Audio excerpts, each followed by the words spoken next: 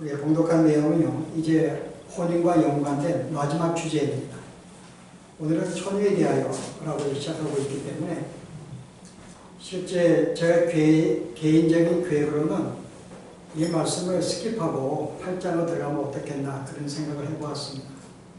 왜냐하면 우리는 여기 지금 처녀에 대해서 지금 하나밖에 없기 때문에, 한 명밖에 없기 때문에 이거 모든 성도에게는 우리가 적용이 되지 않는 지금 말씀이다 생각해서 제가 스킵을 하려고 했는데 생각해 보니까는 이게 하나님이 우리에게 필요해 주신 말씀인데 제가 제 임의대로 이게 아까와 동일한 주제라면 또 모르겠는데 또 새로운 주제가 생겼는데 이 말씀을 제 임의대로 빼는 것은 옳지 않다 생각이 들어서 어떤 우리에게 이 말씀이 우리에게 필요함을 알고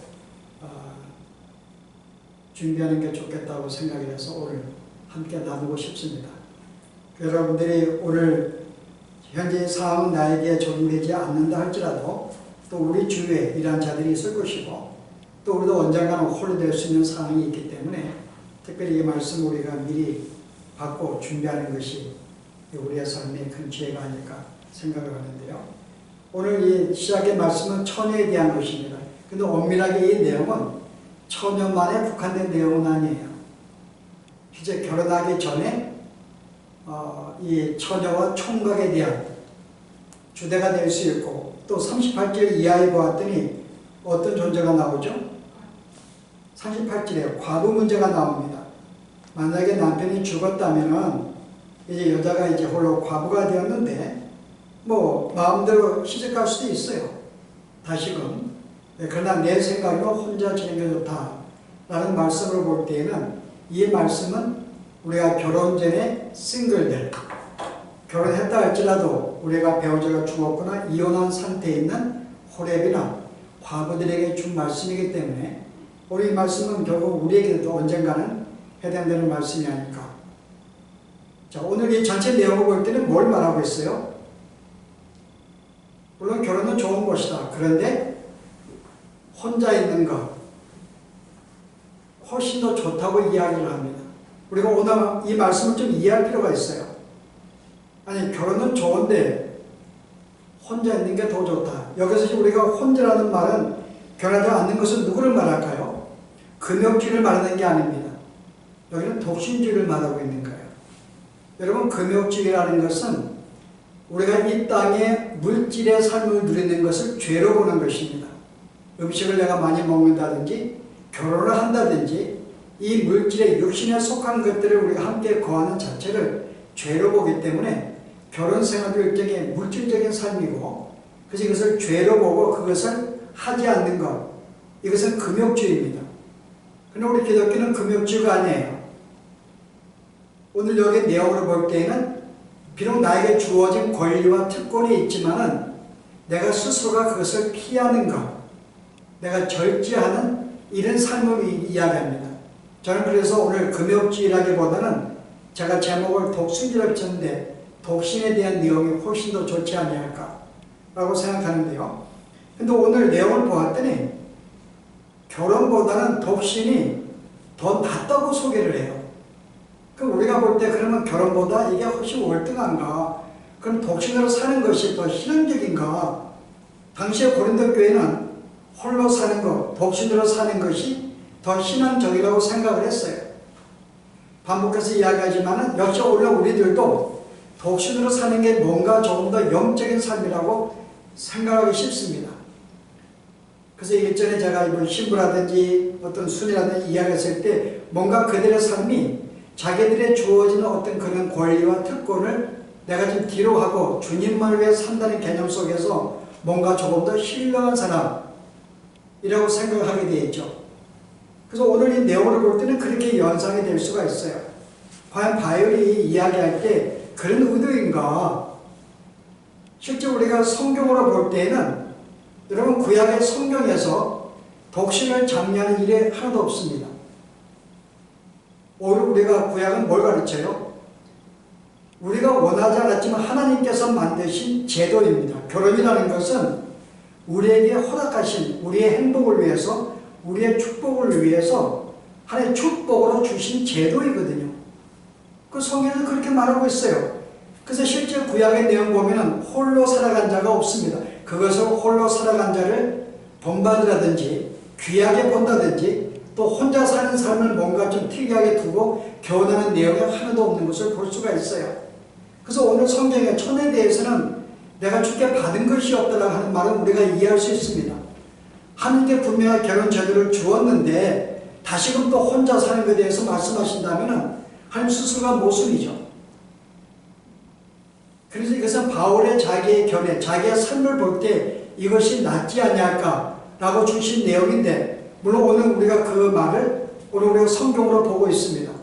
또 하나님의 글을 통해 주신 말씀이기 때문에, 그래서 오늘 이 말씀이 전체 우리가 구약에 볼 때 우리가 어떤 독신주라든지 홀로 사는 것이 결국 낫다는 말씀이 없고, 신약에 와서는요 우리가 독신주의가 훨씬 더 영적이라고 말하는 본문이 있는가요? 오늘 여기 본문 여기 7장 이 본문 외에는 그렇게 말하는 데가 아무도 없습니다. 오히려 여러분들이 9장에 가면은 뭐라고 이야기해요? 바울은 9장에 가서요 9장 5절에 보세요. 우리가 다른 사도들과 주의 형제들과 괴바와 같이 믿음의 자녀된 아내를 데리고 다닐 고난이 권리가 없겠느냐라고 이야기해요.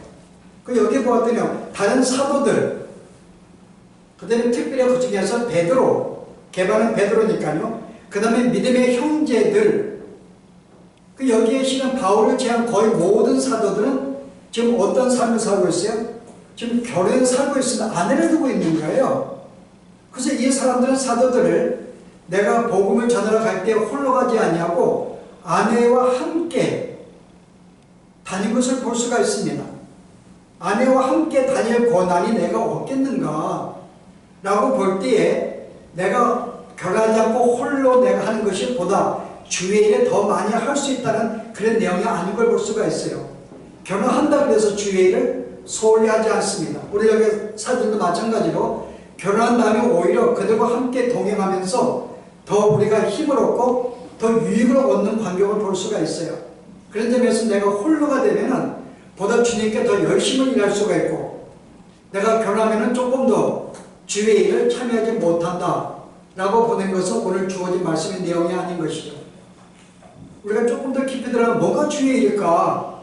내가 주의 일은 꼭 내가 앉아서 기도만 하고 성경 복음을 전도하고 그것만이 주의 일일까? 그렇지 않습니다. 내가 모든 삶의 가운데에서 일상적인 삶을 살아가는 것도 주의 일이에요. 결혼 생활도 주의 일입니다. 나이가 주신 일이기 때문에. 여러분이 알다시피 우리가 아내가 가정에서 밥을 짓는 것도 주의 일입니다.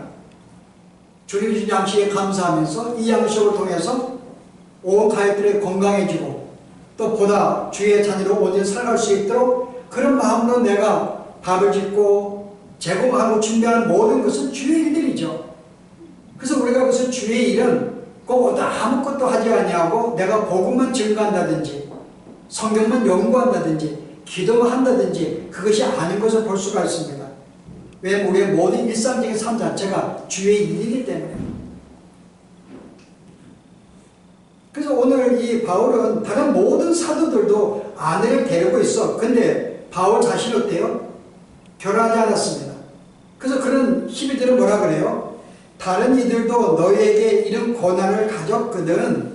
다른 모든 자들도 결혼하고 함께 아내와 함께 동반해서 우리가 복음에 나서고 하는 것이 권리가 가졌거든. 하물며 우리일까 보냐? 우리도 결혼할 수 있어. 그런데 우리가 이 권리를 쓰지 아니하고 범사에 찾는 것은 그리스도의 복음에 아무 장애가 없게 하려 함이라.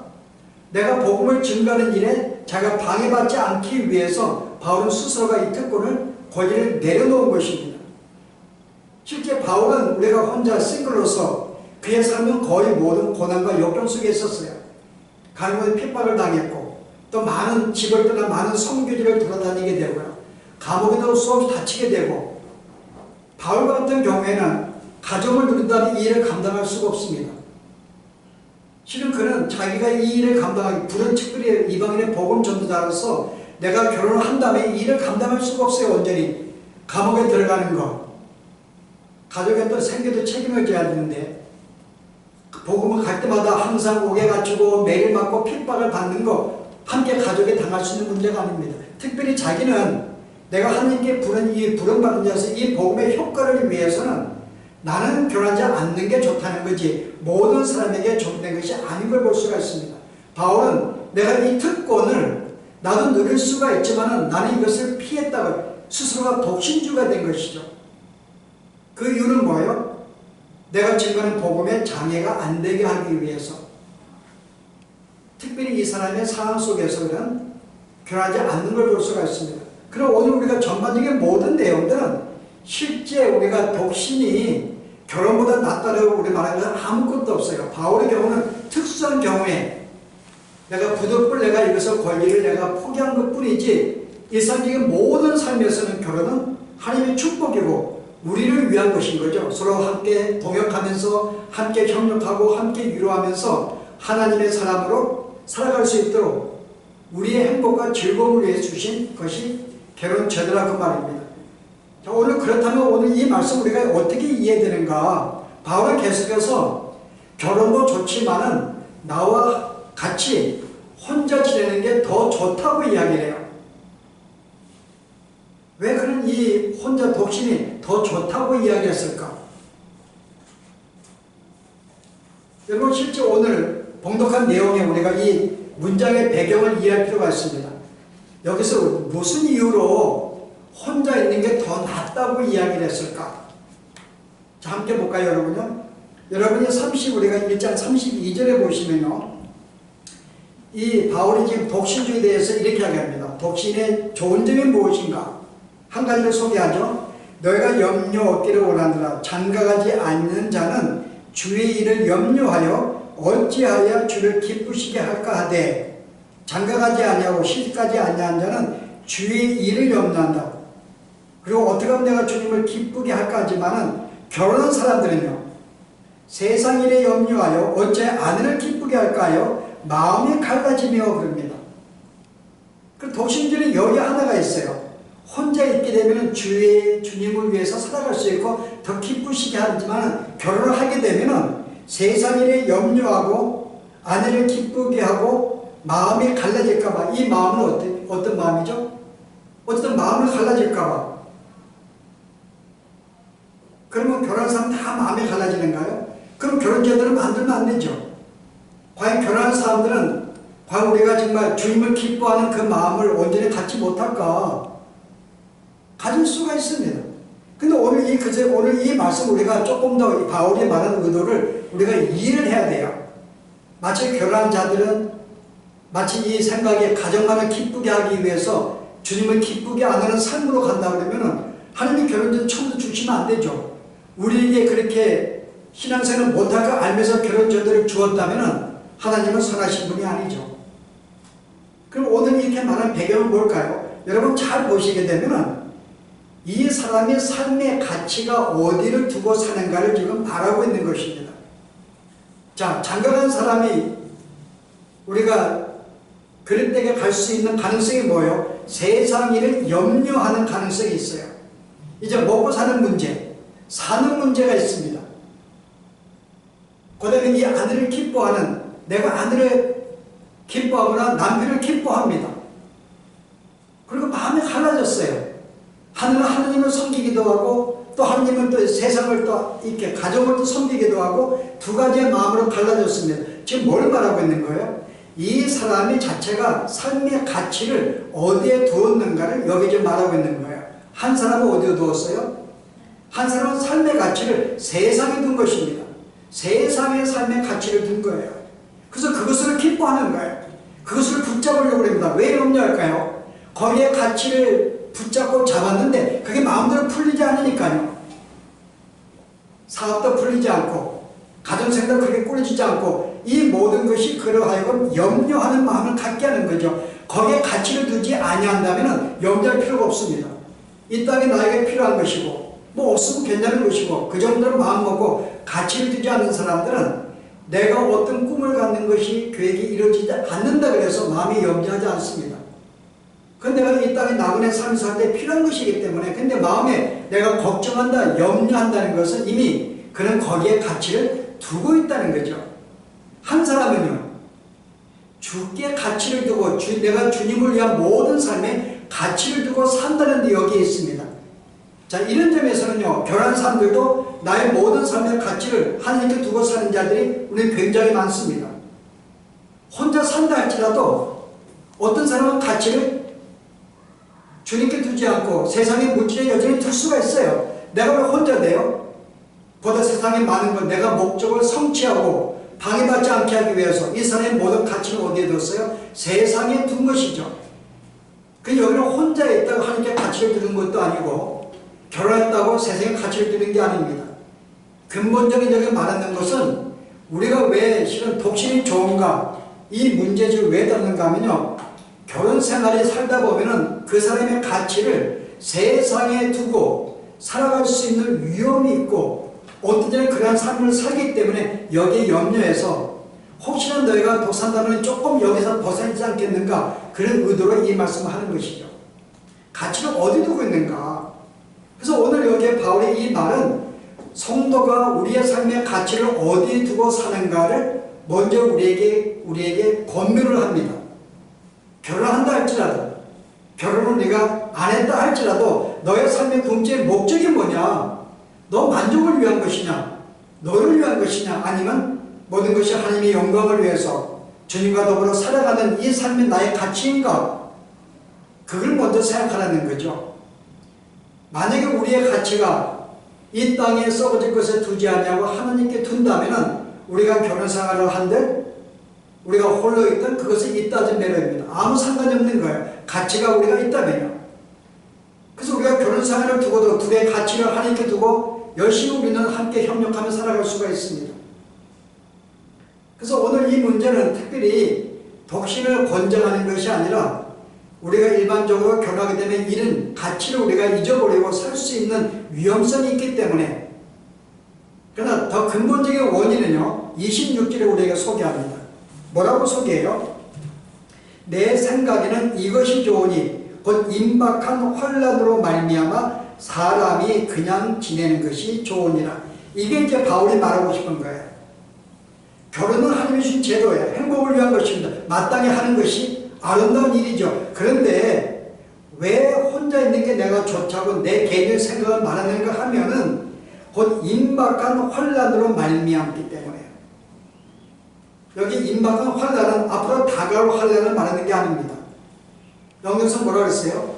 The present crisis. 현재 위기가, 현재 우리가 위험 속에 있기 때문에 라고 하는 거죠. 어떤 위험 속에 있어요, 지금요? 그 당시에 바울이? 실은 그 당시에 모든 성도들은 로마의 식민자로 있었고 로마의 핍박 속에 있었습니다. 그들은 왜 핍박을 했어요? 그들은 황제가 자기들의 신인데 기독교인은요, 황제를 섬기지 않으니까요. 특별히 사실은 자기들 여호와 외에는 아무도 인정하지 않기 때문에, 그래서 실제 우리가 문헌에 보면 이 로마인들이 기독교를 핍박할 때 하나의 핑계가 뭔가 하면 저들은 무신론이라고 했어요. 로마에는 수많은 신들이 있었는데 아무 신도 인정하지 않는 거예요. 하나님 외에는. 그래서 그들이 볼 때는 신들을 인정하지 않다면서 무신을 인정하고 하나의 핑계를 핍박을 하였습니다.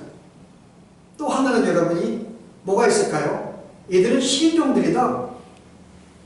왜냐면 하나의 여호와도 성경도 한 신이기 때문에 그것으로 핍박하게 그러니까요. 식인종이라는 때 식인종이 뭘까요? 사람을 먹는 게 식인종이에요.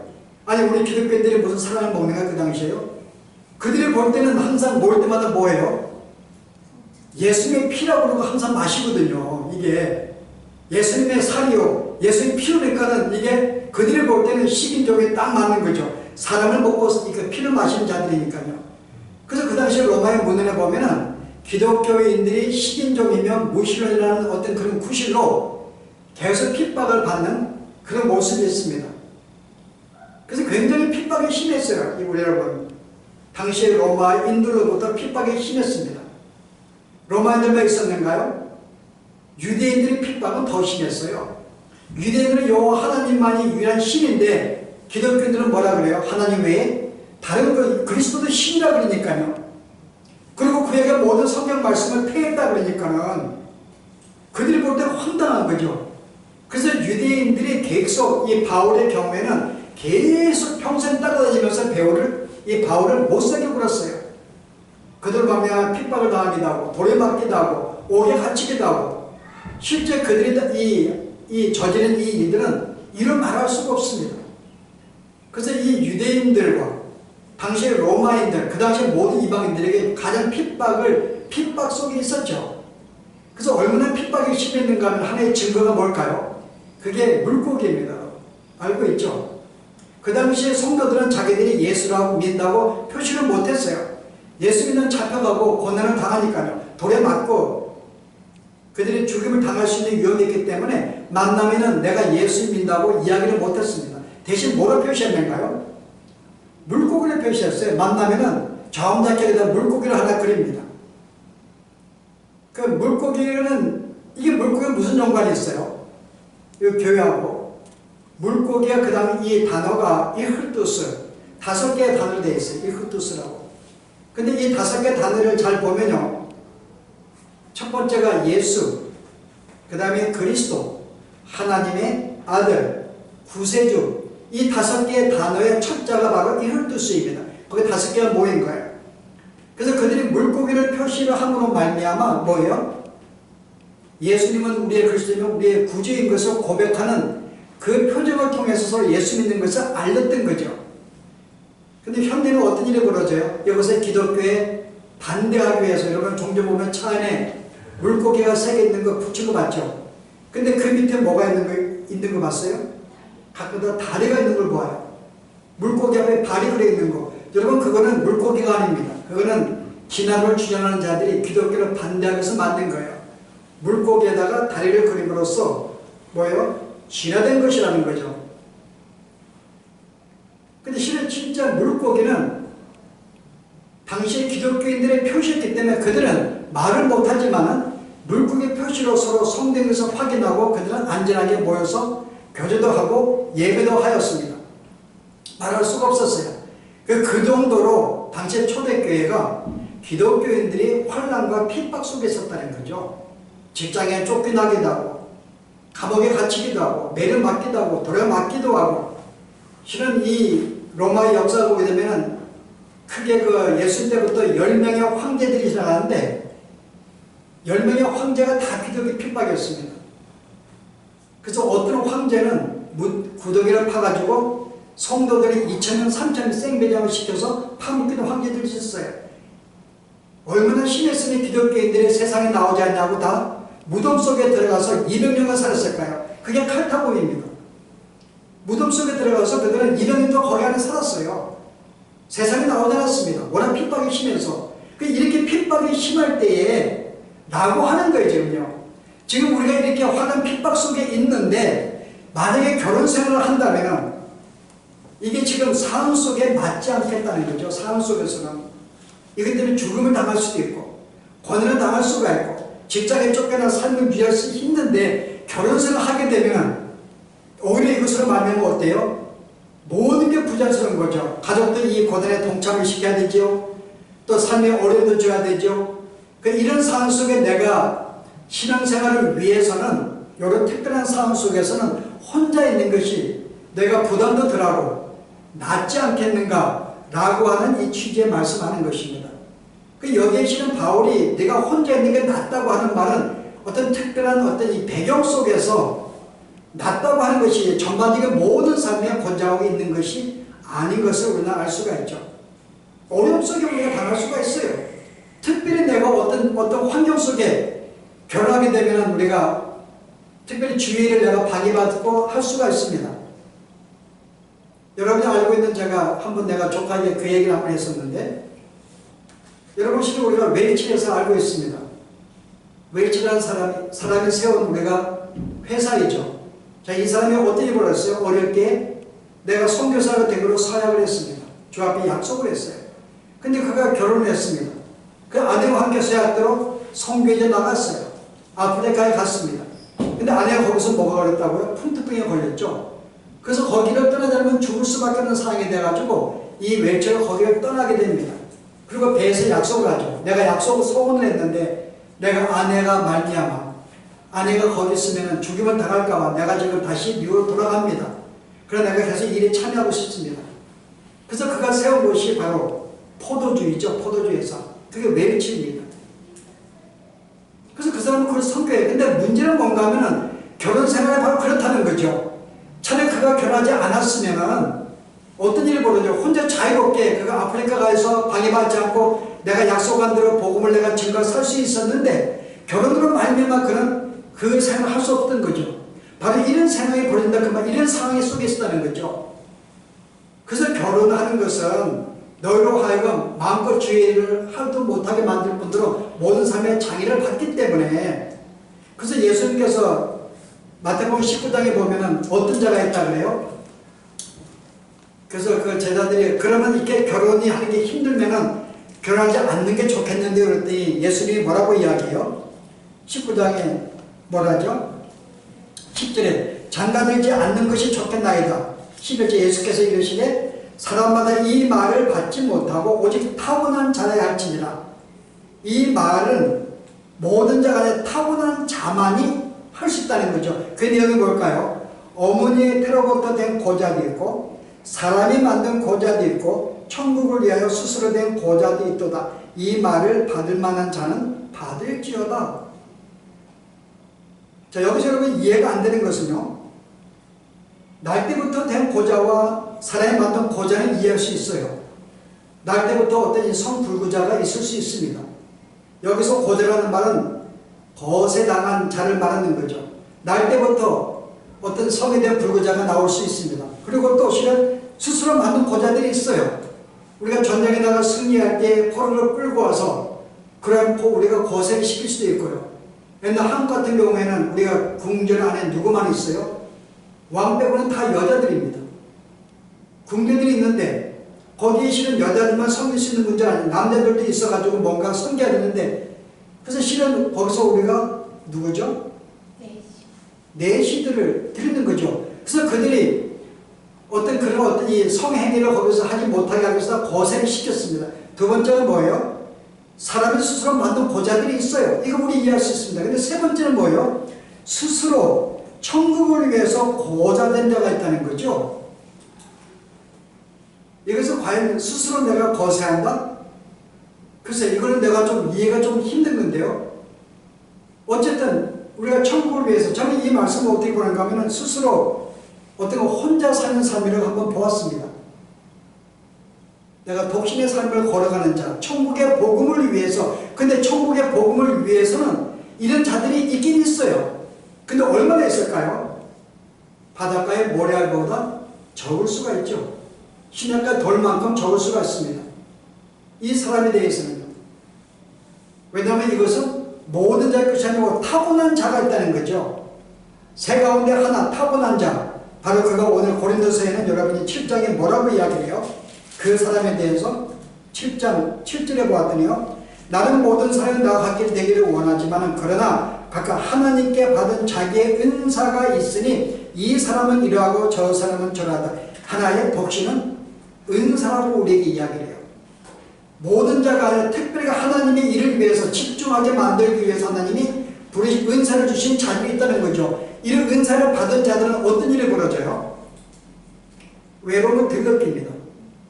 은사 받지 않고 혼자 지내는 것은 혼자 외로워 고독할 수가 있었는데 은사를 받은 자들은요, 은사 받지 못한 자들에 비해서는 조금 덜 고독을 느낄 수가 있죠.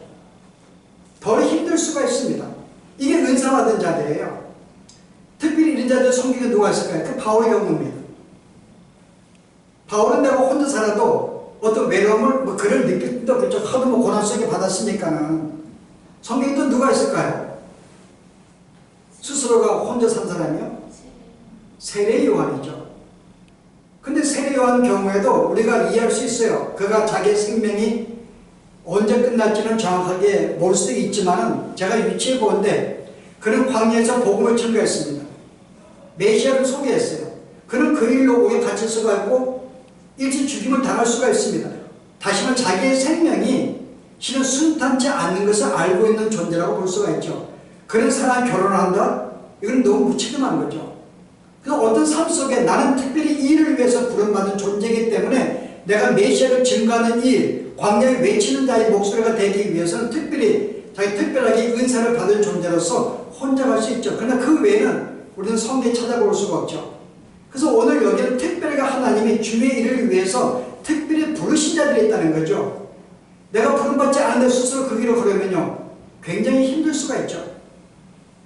고독을 더 느낄 수가 있고 나중에 다시 또 정력에 넘어질 수가 있습니다. 자, 이런 점에서 바울이 말하는 것은 어떤 이 특별히 우리가 이 독신에 대해서는 어떤 자라고요? 특별히 상황 속에 하나님이 은사를 받은 자, 특별히 주변에서 부른 자들인데 바로 너희들이 지금 이 상황에 볼 때는 이런 상황 속에는 내가 볼 때는 결혼하지 않는 게 훨씬 더 좋지 않겠는가? 라고 이야기하는 거죠. 핍박 속에 있는데 나 혼자 고난 당하면 되지. 가족에 무슨 죄가 있다고요? 언제나 가정을 하지 못할 거면서 이 고난 속에는.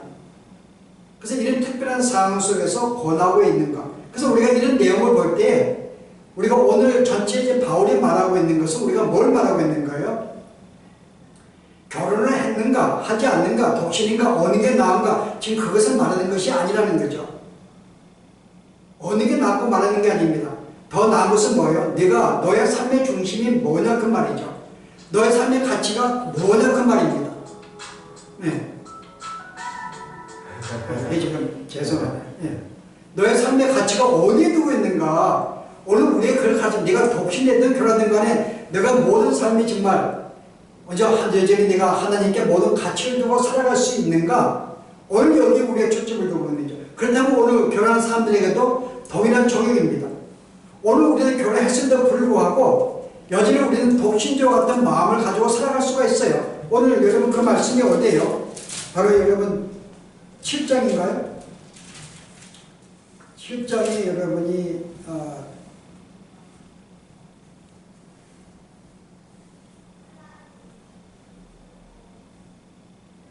혼자 있는 게 좋다고 하는 말씀이 어디 나오죠?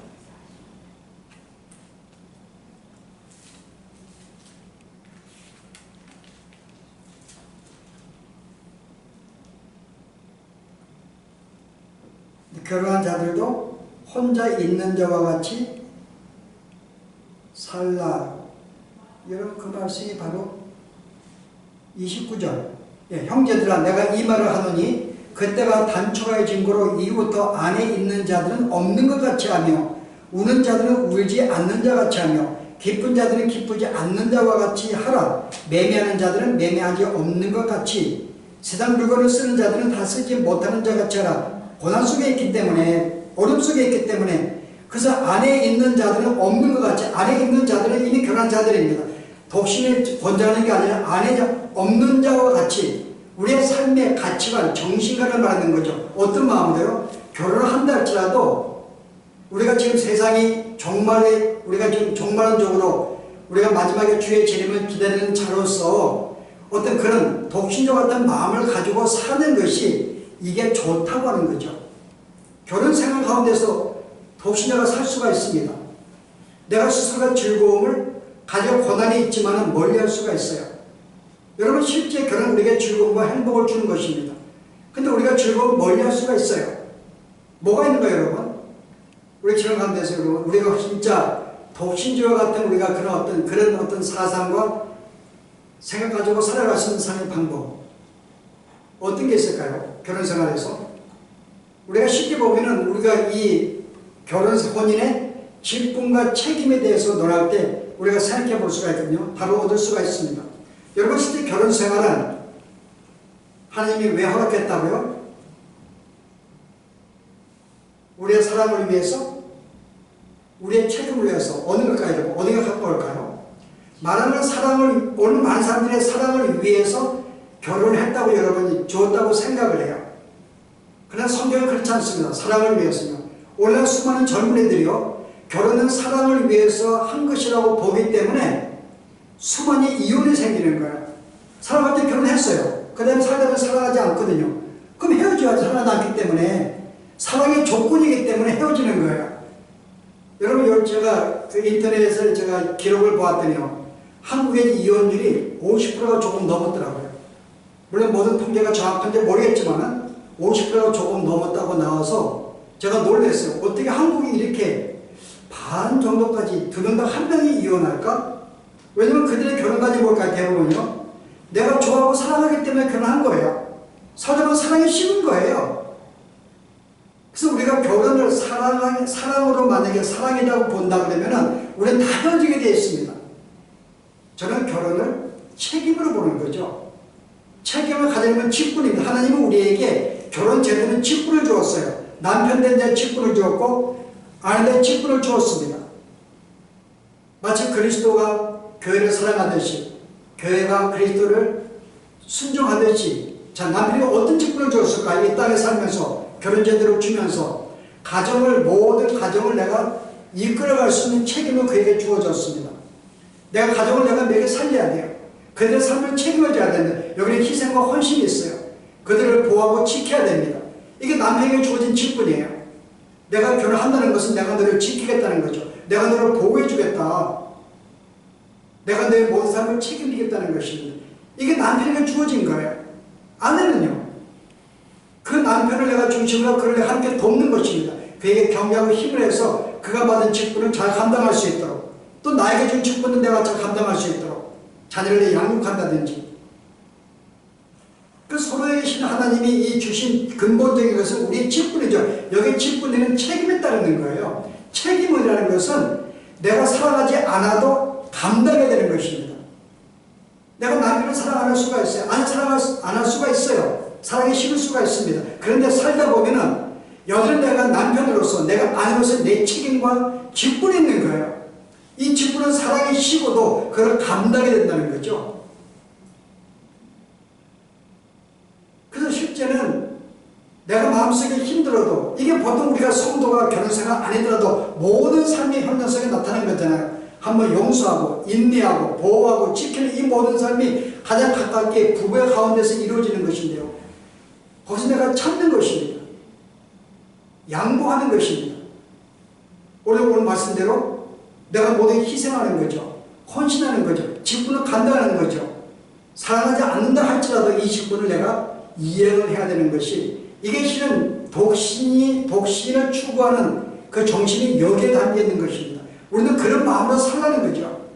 여기는 독신한 말은 내가 주어진 특권과 어떤 이 권리, 내가 누릴 수 있는 즐거움을 내가 주님을 위해서 내가 일부러 멀리하는 거죠. 결혼해서 즐길 수가 있어요.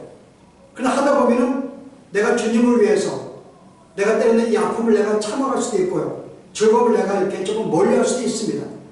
그래서 그걸 부딪히는 갈등 속에서 내가 참아야 되고 인내해야 되고 내가 양보해야 되고 지켜야 되고 희생해야 되고 이 모든 삶이 나타나야 되기 때문에 그래서 실제로 우리가 이 결혼생활에서 우리가 충분히 이 결혼생활 가운데서 우리가 독신의 삶을 충분히 이해하고 살 수가 있다는 거죠. 여전히 우리는 주님의 영광을 위해서 우리가 주님을 위해서 우리는 내가 삶을 내가 희생하고 헌신하고 내가 양보하고 용서한 살 수 있는 이 삶의 현장 이게 성도의 가치이고요. 이게 성도의 본분인 것이죠. 이게 오늘 결혼생활에서 이야기하고 있는 이 모든 제 바울이 말하고 있는 내용입니다. 우리가 결혼하든지 안 하든지 간에 너의 삶은 어때요? 이와 같은 정신과 이와 같은 삶으로 사는 것이 옳다고 하는 거죠.